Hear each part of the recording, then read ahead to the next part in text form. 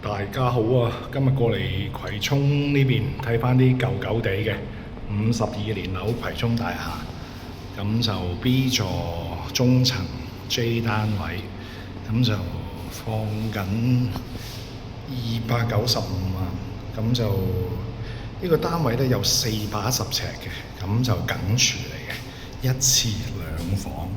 咁咧廚房位咧做咗個廚櫃而家，咁就有來水啦。咁亦都有洗衣機位嘅，係啦。咁啊頂揭式喺呢度揭就 OK 啦。OK，咁銀行估價就做到嘅。個廳咧，你見到分咗左右兩邊廳嘅，可以即係客廳喺呢邊啦，飯台可以喺呢邊。咁就牆身油好咗㗎啦，咁可以如果要自住或者放租都即刻可以做。咁做咗格力嘅冷氣分體啦，窗口機啦。跟住入嚟呢邊就係第一間房，左邊就第二間。咁兩邊咧都 L 窗嚟嘅，咁啊相當開揚。咁啊少少西斜。咁而家晏晝3點零鐘啦。咁左邊咧嗰棟大廈同埋右邊棟大廈咧會幫你擋少少啊，咁就冇咁硬。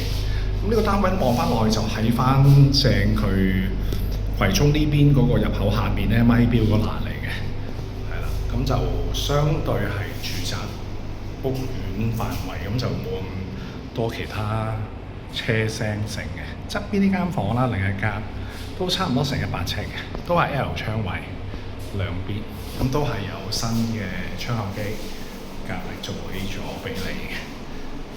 咁呢個單位相當好用啦，兩房，跟住就一廁，個廁所咧就乾濕分離嘅，有窗簾位做咗嘅。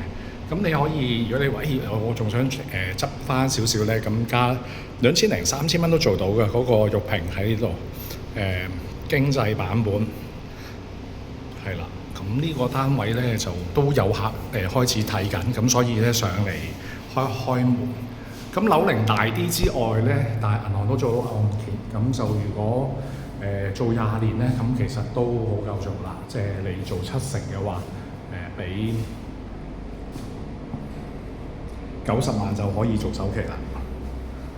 OK， 咁就單位唔需要點樣再執收啦，相信係啦。有興趣咧約嚟睇啦，葵涌呢邊嘅單位係啦。咁啊，自住或者投資都十分合適嘅。多謝大家。